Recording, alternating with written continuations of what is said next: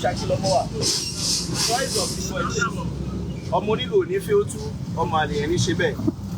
Lénìí, ọjọ́ 25 oṣù kínní nínú 2025. Kí Ọlọ́run kó ṣàánú wa, ó sì mọ́ jẹ́ ká ara burú mọ́. Ìṣẹ̀lẹ̀ kan ló ṣẹlẹ̀ nílùú Saki lánàá tí ó gbomijé lójú ọ̀pọ̀lọpọ̀ àwọn ènìyàn. Èyí tí ó mú kí inú àwọn ènìyàn ó bàjẹ́. Tí ẹ ò bá gbàgbé, ní ìjẹrin mo wá sí àyè yìí láti wá pariwo, láti wá ké gbàjarì sí gómìnà ìpínlẹ̀ Ọ̀yọ́, sí àwọn ìjọba wa níta nítorí ọ̀nà Ìjàlẹ ọ̀dà tó di páńpẹ́ ikú.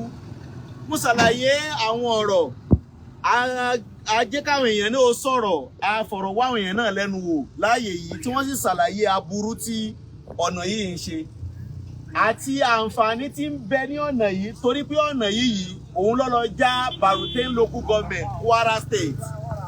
Bọ́dẹ̀ yìí ṣe wá wà yìí, òun ni oúnjẹ tí ń wọ Ọ̀yọ́ state níbẹ̀ ní ti ń wá.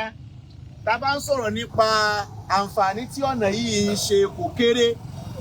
Àtọkọ̀ nílá ni àtọkọ̀ kékeré ni wọ́n ná ọ̀nà yìí láti wá kégbàjarè ní ọjọ́ ìjẹrin sí gómìnà ìpínlẹ̀ Ọ̀yọ́ sáwọn ìjọba wa pé kí wọ́n láàánú wa, kí wọ́n bá wa sọ̀nà yìí. Ṣùgbọ́n ó bà ní nínú jẹ́ ní ọjọ́ àná ní nǹkan bí aago 4 ìrọ̀lẹ́ àná ni àríkọ̀ tí wọ́n pè wá wípé accident kan ṣẹlẹ̀ ń bí mọ́tò tẹ́ ń wò yìí. Òun ni ó ń bọ̀ wá àwọn ọkùnrin mẹ́ta géńdé ọlọ́run mẹ́ta kan tí wọ́n sì gbéra wọn. Àwọn ni wọ́n wà níwájú tí bírèkì ọkọ̀ yìí tí ò mú mọ́ tó fi di wípé accident ṣẹlẹ̀. Ó kẹ́rin tí ọba ní àǹfààní láti máa darapọ̀ mọ́ wa lọ́wọ́lọ́wọ́ báyìí. Ènìyàn mẹ́ta iná ni tó wà lórí ọ̀kadà yẹn, àwọn mẹ́tẹ̀ẹ̀ta ni wọ́n jọ́ lọ́wọ́ bá nípè lánàá. Tó sì jẹ́ ìbànújẹ́ fún wa. Ìgbà tá a débẹ̀ accident yẹn ó ní agbára gan, ó lágbára. A dúpẹ́ lọ́wọ́ àwọn ẹlẹ́ṣọ́ ààbò. Immediately tá a pè wọ́n ni wọ́n ti jẹ́ wa nípè, wọ́n sì ti wá síbí.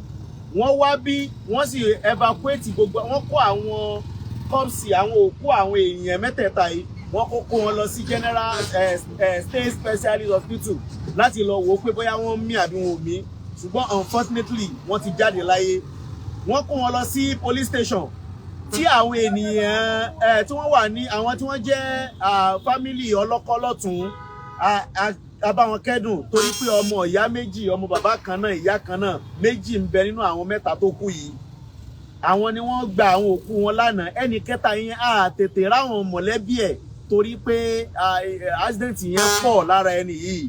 Ṣùgbọ́n pẹ̀lú àánú Ọlọ́run láàárọ̀ yìí, àwọn mọ̀lẹ́bí ẹni yẹn wọ́n rí pé kò wọlé. Wọ́n sì lọ sí police station. Wọ́n ti confirm wípé mọ̀lẹ́bí àwọn lẹ́ni yẹn. Lọ́wọ́lọ́wọ́ bí mo ṣe ń bá yín sọ̀rọ̀ yìí, wọ́n ti lọ ń gbé òkú ẹni yẹn tí wọ́n sì lọ sí. Ẹ̀yin tí ẹ ń láǹfààní láti mọ darapọ̀ mọ́ wa, ọ̀nà yìí ó ti di páńpẹ́ ikú tí ìjọba ọba dá wa lóhùn tá à ń pariwo. Àsìkò ní ifá wọ ọmọ ìlú náà láti dìde láti tún àyè yìí ṣe. Bí ẹ bá ń wò ẹ rí wípé tí ẹ bá ń wò ẹ̀yin náà ó rí wípé ọ̀nà yìí ò dá níṣẹ́jú kan látàárọ̀ tẹ̀ tí ń darapọ̀ mọ́ wa. Títúmọ̀ sí wípé bí ọkọ̀ ńlá ṣe ń lọ bẹ́ẹ̀ ni ọkọ̀ ńlá ń bọ̀ wá. Ẹ wá wo bọ́nà yẹn ṣe bó ṣe bàjẹ́ tó. Gbogbo àwọn erùpẹ̀ tẹ́ ń wò yìí nísìn, gbogbo ọ̀nà yìí ó ti bàjẹ́ gan. Àwa ń sọ eléyìí fún gbogbo àwa tí Ọlọ́run kẹ́ láwùjọ. Gbogbo àwa tọ́lọ́run gbé lọ́wọ́ sókè ká ran ìlú yìí lọ́wọ́. Ọ̀nà yìí gbogbo ẹ̀yin road gbogbo ẹ̀yin national ẹran àdúgbò yìí ẹ ràn wọ́n lọ́wọ́ nípa páńpẹ́ ikú tí ń ṣẹlẹ̀ yìí. Bákan náà àwọn ènìyàn wa atúnfẹ́fẹ́ lè fà wá létí sẹ́yìn afẹ́fẹ́ lè fà wá létí sẹ́yìn ká dákun torí t'Ọlọ́run Ọba tá a bá ti ń wa mọ́tò bọ̀ wá bóyá mọ́tò ńlá ni bóyá mọ́tò kékeré ni tá a bá ti ń débi tí ọ̀dà ti fẹ́ parí sí yìí ká mọ tẹ̀ jẹ́jẹ́ àwọn èèyàn eré yẹn náà ni wọ́n mọ́ fi ń bá bọ̀ wá ìsá eré tẹ̀ ń sá yẹn òun gan ni ń fa wàhálà àti problems ní ọ̀nà yìí jìjì kò ní lè mú mọ́ aláǹfààní àwọn tó ń jókòó mẹ́. gbogbo àwọn tí wọ́n láǹfààní tí wọ́n tún ń jókòó ń bẹ̀ yẹn náà kí wọ́n dákun torí t'Ọlọ́run kí wọ́n ṣọ́ra ń bẹ̀ àwọn nǹkan mọ́ ń jókòó ń bẹ̀ tí wọ́n láwọn ń lọ ọ̀nà Ìjàlẹ ọ̀dà mi tí wọ́n láwọn ń lọ oko òkúta ni Iléṣà ni gbogbo ẹ̀yin tẹ̀ ń lọ ọbẹ̀ tẹ̀ mọ́ ń jókòó lẹ́yìn obìnrin bẹ̀ yẹn ó ti dèwọ̀ fún wa látàsìkò yìí lọ ká mọ́ ń jókòó ń bẹ̀ Ọlọ́run ò ní fi ẹ̀mí wa wéwu ẹ jẹ́ ká lọ báyìí.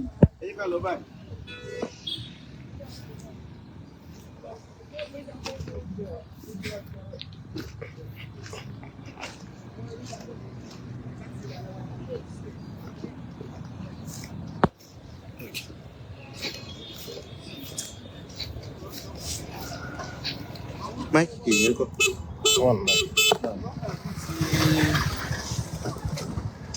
A máa sọ̀rọ̀ mo ní kí prógámù lọ. Ó tiẹ̀ wá da. Ọlọ́run bá wa kẹ́hùn.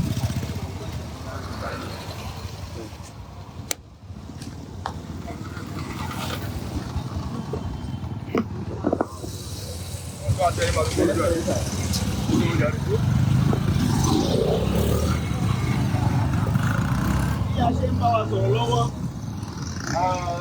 ẹni tí Ọlọ́run ní pé kí ó máa jẹ́ chairman Muslim community lọ́wọ́lọ́wọ́ tí wọ́n sì tún jẹ́ former chairman Saki West local government bàbá wa àwọn náà ti gbọ́ ọ̀rọ̀ yìí láti bíi wákàtí méjì ni wọ́n ti wà ní ààyè yìí tí wọ́n sì ń ké sí àwọn lẹ́ẹ̀kan tí wọ́n jọ ń pàdé papọ̀ ní ààyè yìí èèyàn wa aláǹfààní láti gbọ́ ọ̀rọ̀ ráńpẹ́ lẹ́nu wọn. Yes sir, bá mi dárúkọ yín fún gbogbo àwọn tó darapọ̀ mọ́ wa sir. Ẹ̀dùn náà ìlú ìpẹ̀lẹ̀ mọ́.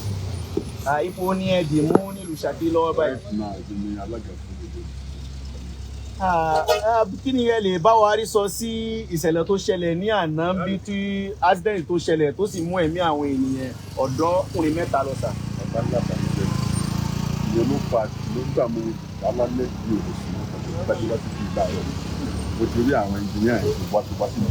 Mo ti rí àwọn ẹ̀kọ́ àwọn road àti local tó ti ẹ̀mẹ̀ lójú báyìí. Wọ́n tẹ̀sí lọ́ta. Mo ti tẹ̀lé báyìí tó wọ́n lọ́wọ́ táwọn engineer.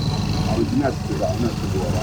Mo ti ṣàlàyé nǹkan yẹn tí wọ́n ṣe níbí báyìí lọ́wọ́ àwọn bẹ̀rẹ̀ sí láìṣẹ́.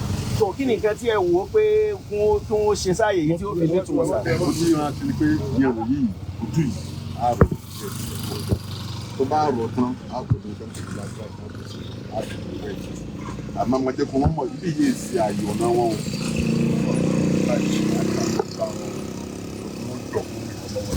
So dísù ni báàdì owó mi ni wàhálà so àwọn tó bá sì jẹ́ mọ́lẹ́lẹ́ epo ní around this time àwọn road àwọn ilé gbogbo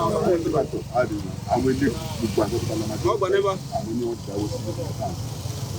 Ẹ ṣeun gbogbo ẹ̀yin tí ẹ láǹfààní láti darapọ̀ mọ́ wa chairman Muslim community Saki bàbá wa Imus àwọn ni à ń bá sọ̀rọ̀ tí wọ́n sì ń ṣàlàyé wọ́n ní ìbànújẹ́ ló jẹ́ fáwọn bí àwọn ṣe gbọ́ ìṣẹ̀lẹ̀ yẹn tó ṣẹlẹ̀ lánàá àwọn sì ti gbéra láàárọ̀ yìí láti wá síbẹ̀ àwọn ti láǹfààní láti pe gbogbo àwọn tí ń rin ọ̀nà yìí bẹ̀ látòrí àwọn róòdù ni àwọn national ni àwọn alága àdúgbò ni so pátá gbogbo wọn ni wọ́n ti pè sí àyè yìí tí ẹ sì ń wò wọ́n yìí nípa pé láti gbé ìgbésẹ̀ kánmọ́kánmọ́ torí pé kì í ṣe gbogbo ẹ̀ náà ni ìjọba ó máa fi ṣe fún wa nígbà tá a rí ìjọba tá a pè wọ́n títí tí wọ́n dá wa lóhùn àwa tá a jẹ́ ìlú gangan fúnra wa kí ni nǹkan tá a ṣe wọ́n fi ń dá wa lójú pé pẹ̀lú ògo Ọlọ́run á kọ́kọ́ ha ọ̀nà yìí báyìí ná lẹ́yìn ìgbà náà gbogbo àwọn ìgbésẹ̀ tí ó bá máa lọ àwọn ó jẹ́ ká máa gbọ́ gbogbo ẹni tí Ọlọ́run bá wá ní pé kó ní àwọn properties ní ọ̀nà yìí à ń rawọ́ ẹ̀bẹ̀ sí kẹrin sí Ọlọ́run ọba lọ́wọ́ léyìí tí ń ṣẹlẹ̀ yìí èyí gbogbo ẹ̀yin tẹ́ ní properties ẹ ilé epo ni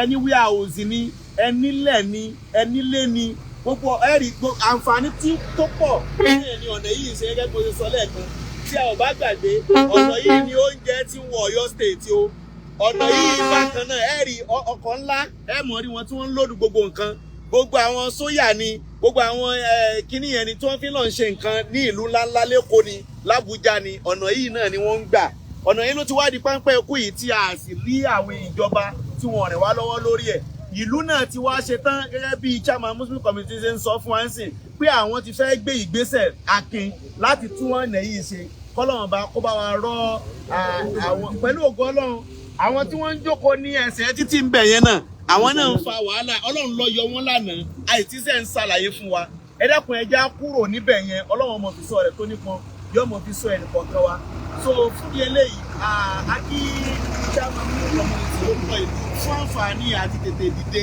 wá sí ààyè yìí àti ìgbésẹ̀ akin tí wọ́n gbé Ọlọ́run kó má jẹ́ ká ríru rẹ̀ mọ́ ó sì ṣàánú wa kó ṣàánú wa ẹ dákun lẹ́ẹ̀kan gbogbo àwọn tá à ń gba ọ̀nà yìí nítorí tọ́lọ́run ẹ já mọ́ ṣe pẹ̀lẹ́pẹ̀lẹ́ ẹ já mọ́ ṣe pẹ̀lẹ́pẹ̀lẹ́ torí tọ́lọ́run Ọlọ́run mọ̀ fi sọ rẹ̀ yóò mọ̀ fi sọ ẹnì kọ̀ọ̀kan wa so Saki ló wà lórúkọ mi the voice of the voiceless much love so okay kí á tó lọ níbẹ̀ tọ̀.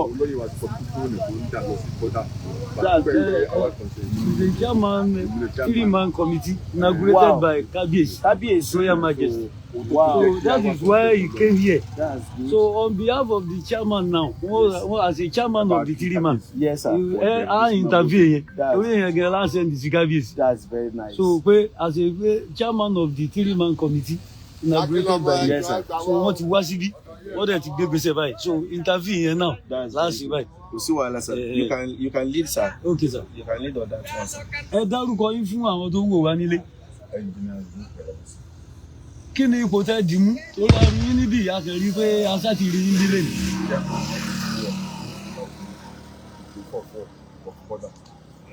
Ní ìṣẹ̀lẹ̀ tó ṣẹlẹ̀ lánàá, báwo ló ṣe rí lára yín?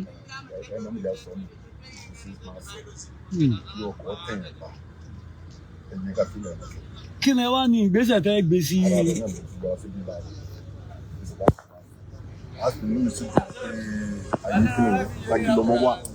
Àwọn náà bá wa ń bí báyìí ìwọ náà kún bí o tún bá wa ń bí báyìí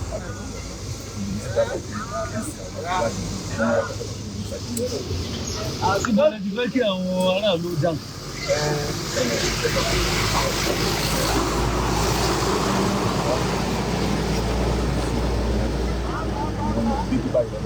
fún nǹkan bí dísù ni omi ni ìdán bá lò nígbàtọ̀ fún àwọn ọ̀rọ̀ títọ̀ wọn ní ìṣòro ọ̀rọ̀ jẹ láti sọ àwọn tó fẹ́ fi sọ lẹ́ẹ̀kan fún pé kó tó bẹ̀rẹ̀ agbègbèsẹ̀ yìí àwọn PMS ti Sango ń bí báyìí Ìjàlẹ ọ̀dà ló gbé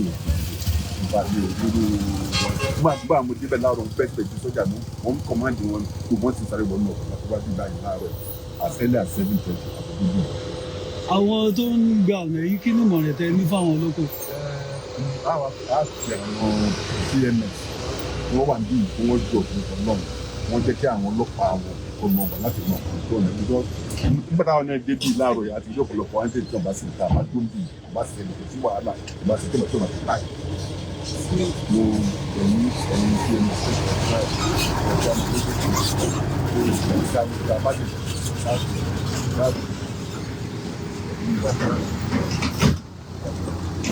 A fẹ́ kẹ́ bá a dúpẹ́ lọ́wọ́ bàbá Kábíyèsí.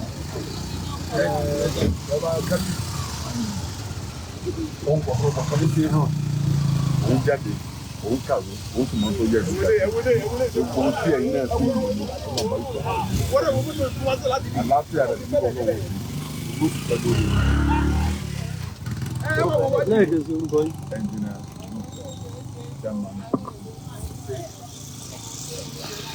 Bí mo yẹn ti yẹ láǹfààní láti darapọ̀ mọ́ wa so bí mo ṣe ń try láti ṣàlàyé lọ ẹnìkẹta tí a sọ lánàá so wọ́n ti mọ orúkọ ẹ̀ so àwọn mọ̀lẹ́bí ẹ̀ ní ilé ẹgbẹ́ ọmọ ní Bábò iná ni wọ́n pè é so Alimi Usman iná ni ọmọ 32 years ni kọ́lọ́n kó bá wa kẹ́ gbogbo wọn kó sì ṣàánú wa kó má jẹ́ ká rí irú aburú báyìí mọ́ so much love and God bless you all.